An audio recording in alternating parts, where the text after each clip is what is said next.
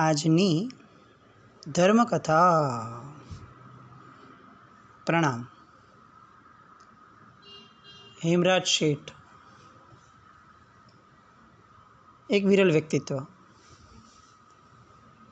એ વિરલ વ્યક્તિત્વ કઈ રીતે આ હિન્દુસ્તાનના સરતાજ બનવાનું પરાક્રમ કરી શક્યા, એની આખી યાત્રાનું વર્ણન એ આપણે કેટલાક દિવસોથી સાંભળી રહ્યા છીએ. બહુ રસપ્રદ વાતો, આમ રોમાંચ ઊભા કરી દે એવી વાતો. અને એ થવાનું કારણ એ છે કે આપણું ડીએનએ છે ને, એ ક્યાંક ને ક્યાંક ક્ષત્રિયોમાંથી આવેલું છે. આપણે ભલે અત્યારે એમ કહીએ કે આપણે વાણિયાઓ છીએ, પણ આપણો મૂળભૂત ડીએનએ જે છે એ ક્યાંક ને ક્યાંક કોઈ ક્ષત્રિયના લોહીનું છે. અને એટલે જ આવી પરાક્રમની વાતો જ્યારે સાંભળવા મળે ને એમાં પણ જે પરાક્રમ શુભતા ભર્યું હોય, શુભતાના આશયથી હોય, શુભતાના લક્ષ્યપૂર્વકનું હોય, એ પરાક્રમ મનને રંજન ન કરે તો જ આશ્ચર્ય. આપણે ગઈકાલ સુધી જોયું, હેમરાજ શેઠે આંખ બંધ કરીને જે મિત્રને દિલ્હીનો સરતાજ બનાવ્યો, હિન્દુસ્તાનનો શહેનશાહ બનાવ્યો, અને એને શહેનશાહ તરીકે ગાદી પર સ્થાપી નિશ્ચિંત થઈ અને પોતે બંગાળના ગામમાં વયો ગયો, એ સુલતાન આજે આ માળવાના રાજા સાથે લડતા લડતા પોતાની પ્રામાણિકતા, પોતે જેના કારણે વચનબદ્ધ છે તે વચનબદ્ધતા, એ બધું જ ગુમાવી બેઠો. એક તો પોતે 6-7 મહિનાથી જે થાક્યો હતો એ થાક, બીજું એનો જે અહંકાર ઘવાયો હતો કે એક રજપૂત રાજા 6 મહિનાથી મચક નહોતો આપતો, એ ઘવાયેલો અહંકાર.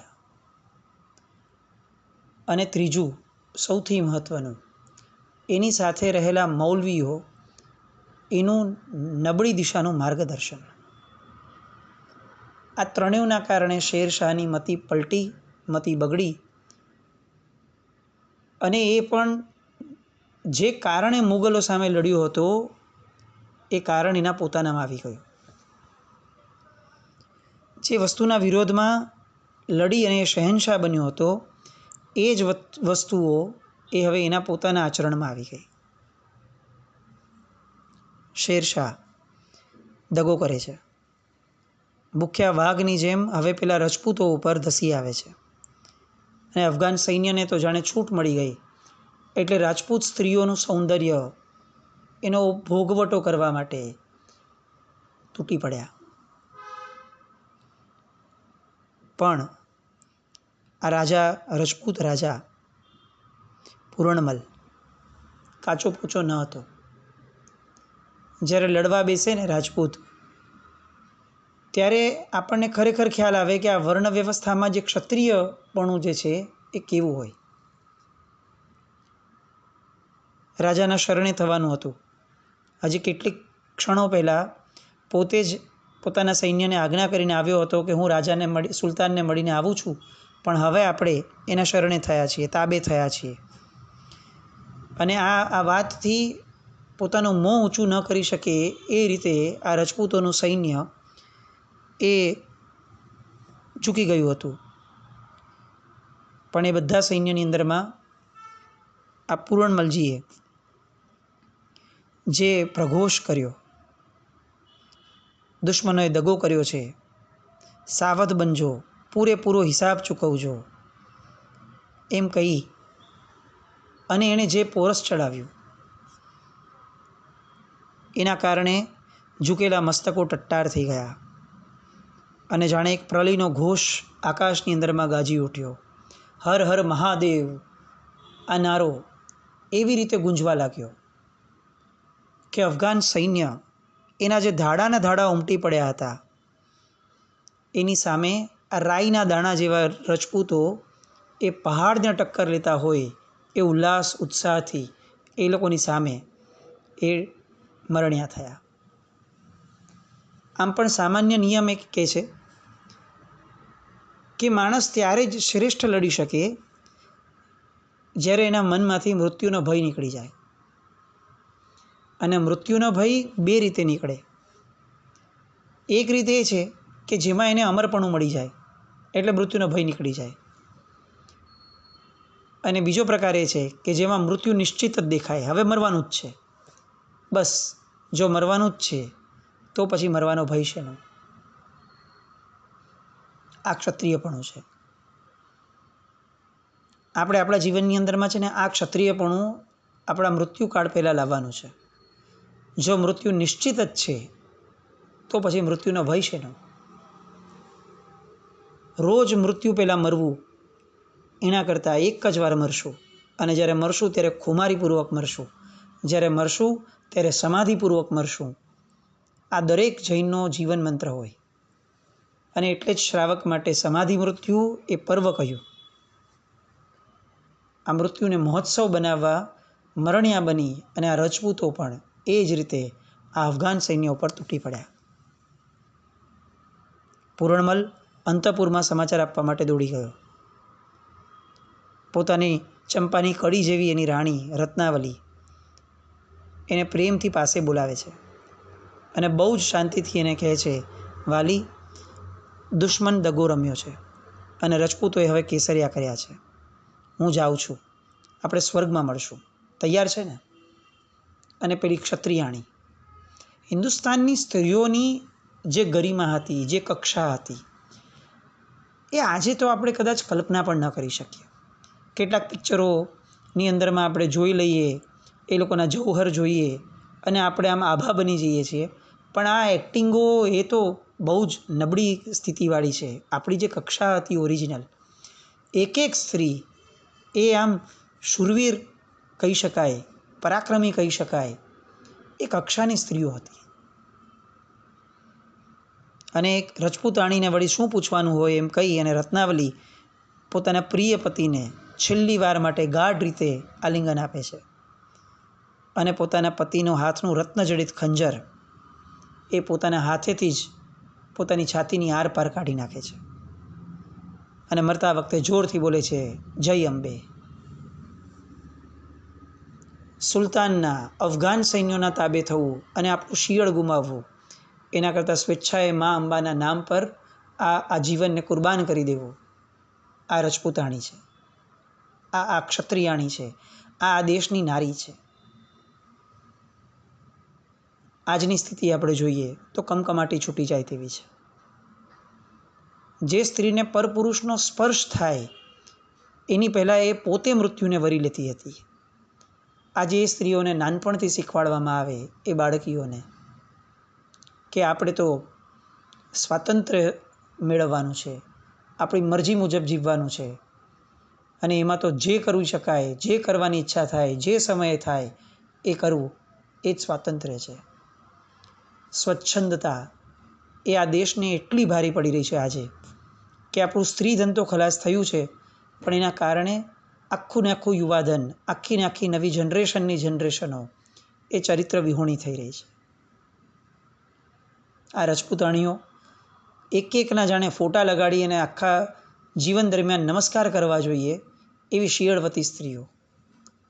જય અંબે કહી અને ઠાકોરે પણ એ ખડક ખીંચી લીધો. પોતાની નજર સામે પોતાની પત્નીને મરતા જુએ છે અને તેમ છતાં પણ એક રૂવાડો પણ ફરકતો નથી, કારણ કે એ રજપૂત, એ ક્ષત્રિય જાણે છે કે આ દેશની સંસ્કૃતિ, આ દેશની જીવન પદ્ધતિ જ આ છે કે શિયળ ગુમાવવા કરતાં જીવન ગુમાવવું સારું. પત્નીના નીચે પડતા નિર્જીવ દેહને એકવાર ફરીથી આલિંગન કરે છે અને યુદ્ધના મેદાનમાં કૂદી પડે છે. આ કેવી પર્યાયવાસી જિંદગી હતી આ લોકોની. આપણને ખરેખર એવું લાગે કે આમ કોઈ એક પ્રસંગ બને અને સાવ માયકાંગલા અને નિર્માલ્યની જેમ આપણે લોકો દિવસોના દિવસો સુધી એને યાદ કરીએ રાખીએ, એની પાછળ રડીએ રાખીએ. કોઈ એક વ્યક્તિએ આપણને દગો કર્યો અને આપણી આ જનરેશન આત્મહત્યા સુધી પહોંચી જાય, ત્યારે આવા દ્રષ્ટાંતો આ પેઢીને સમજાવવા જેવા છે. પોતાના હાથમાં પોતાની પત્ની મરે છે, પોતાની નજર સામે, અને બીજી જ ક્ષણે પોતાનું રજપૂત તરીકેનું કર્તવ્ય નિભાવવા માટે ભાગી જાય છે. આ શૂરવીરતા છે. આ અમારું અધ્યાત્મ હતું. આર્ય દેશનું અધ્યાત્મ આ હતું.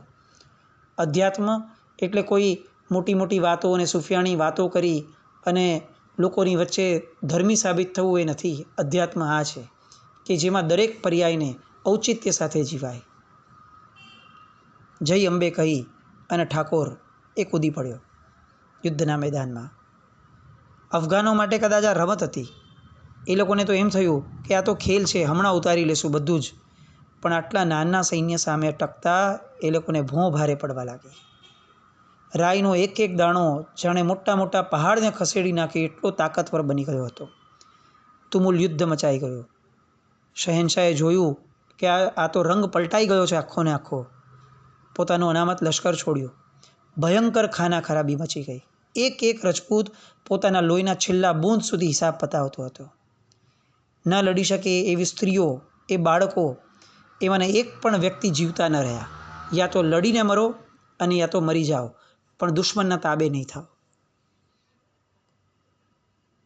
કલાકો વીત્યા, દિવસો વીત્યા અને અંતે લડાઈ શાંત થઈ.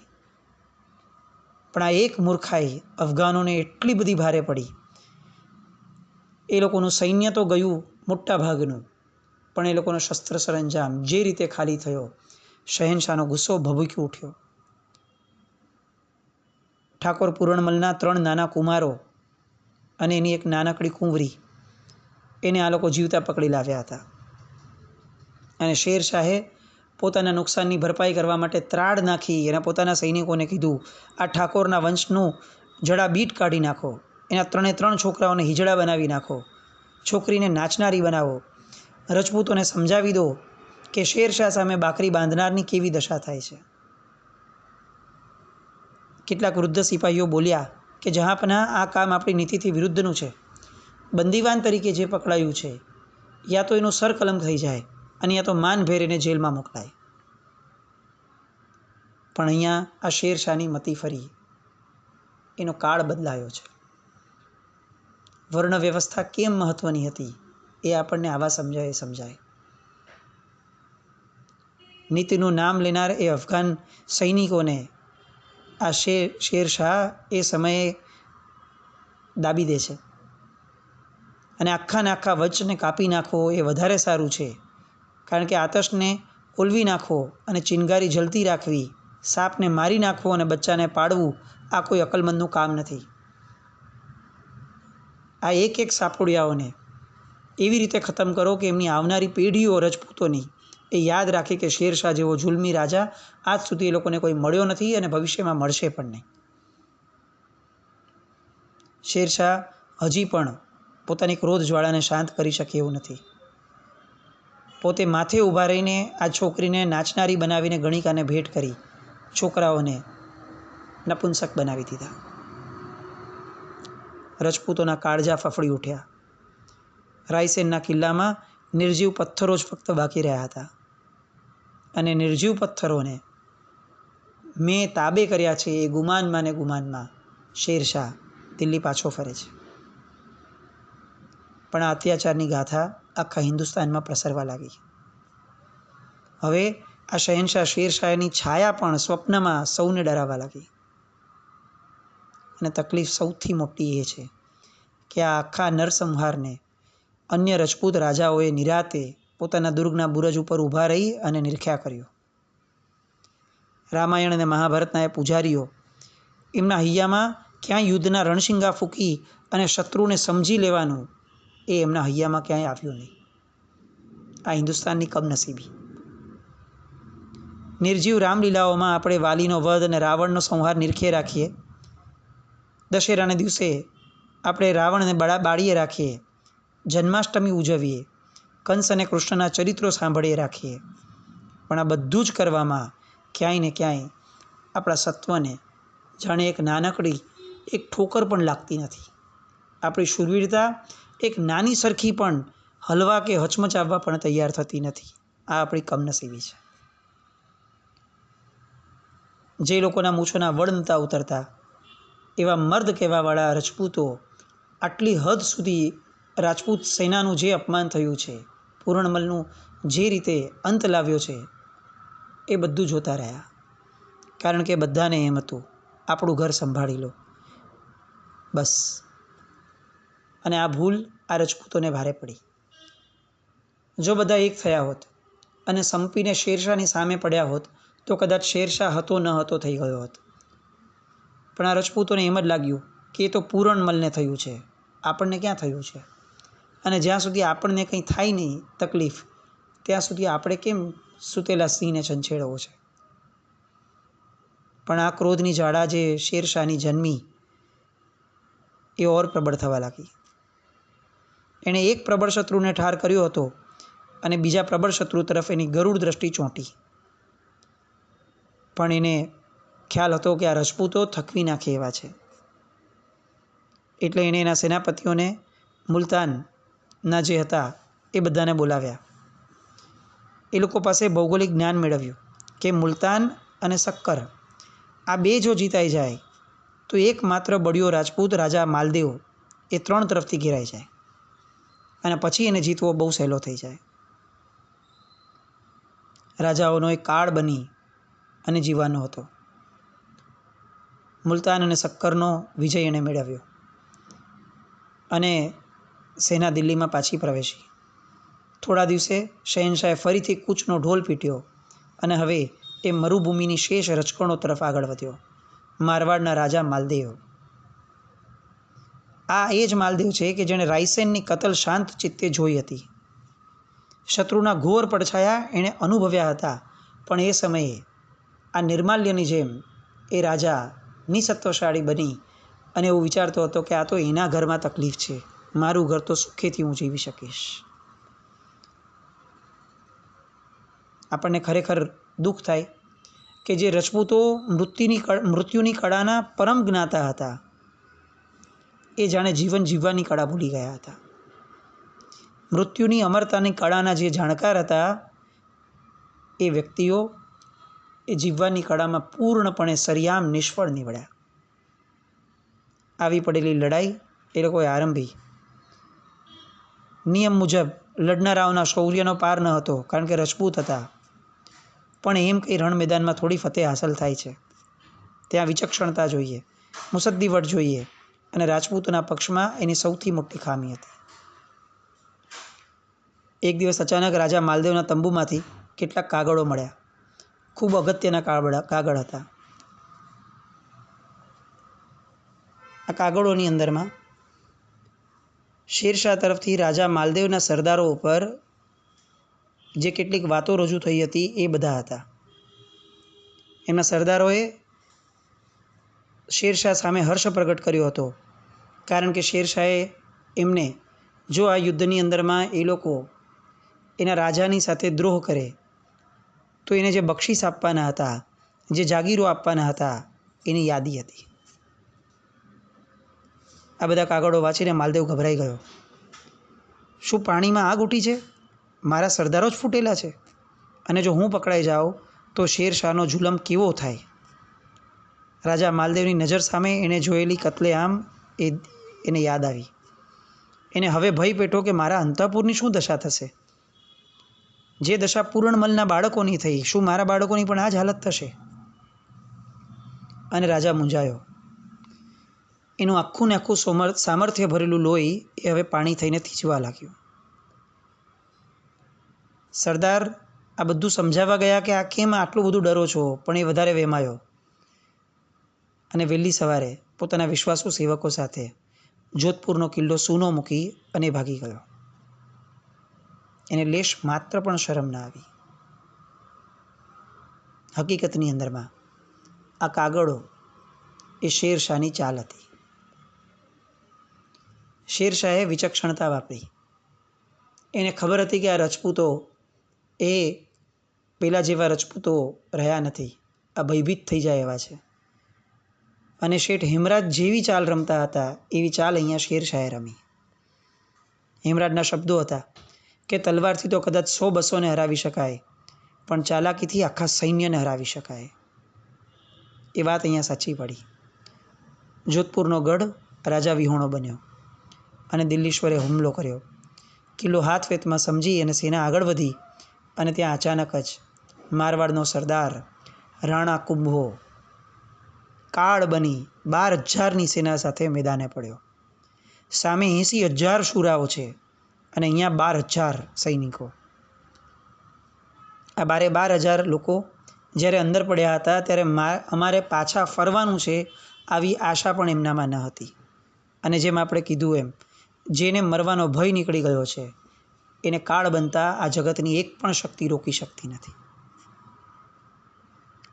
ખડિયામાં ખાપણ લઈને જાણે નીકળ્યા હોય, કેવળ રજપૂતીનું નામ હોય એવી તમન્ના સાથે હિન્દુઓની વીર પરંપરાને યાદ અપાવવા આ 12,000 અને રાણા કુંભો એ જે રીતે અફઘાન સૈન્ય પર તૂટી પડ્યા અને અફઘાન સેનાની જે હાલત થઈ છે, મુઠ્ઠીભર બાજરા જેવા કહી શકાય એટલા સૈનિકો પણ એ જે રીતે ભારે પડ્યા, એ હિન્દુસ્તાનની યશોગાથાની અમર કથાઓ એ કથાના ભાગમાં ફરી એકવાર આવતીકાલે આપણે મળશું. પણ આ બધી કથાઓ એ જો આપણી શૂરવીરતાને લેશ માત્ર પણ આંચ ન આપી શકતી હોય તો આ બધી કથાઓ વ્યર્થ છે. આપણું અંદરનું શુરાતન, આપણી આર્યભૂમિની એ જાહો જલાલી એ જો આપણને પાછી મેળવવાની ઈચ્છા ન જાગે તો આ ધર્મકથાઓ એ ફક્ત વાણી વિલાસ છે. આપણામાં આ બધું પ્રગટે એવી શુભ મંગલ કામના સાથે જીના જ્ઞાન કંઈ પણ બોલાયું હોય તો મિચ્છામિ દુક્કડમ. જૈનમ જયતિ શાસનમ.